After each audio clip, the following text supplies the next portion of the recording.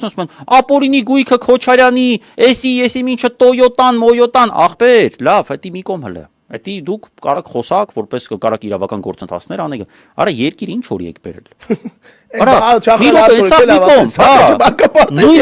Մանկապարտեզ ինչ է, որ հա Չախոյան Արտուրը, որ ինքը Ռուսաստանի կողմից շպիոն է, Պուտինը փողերը տվել է, որ ինքը գա ստեղ սադրի,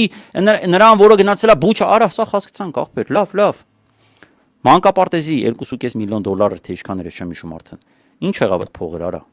Ով է կերե այդ փողերը։ Ով է կերե այս երկիրը։ Ով կերավ ֆուտբոլի ֆեդերացիան, ով կերավ գյուղնախարարությունը, ով կերավ բանակը։ Արա, սա կոլապս է։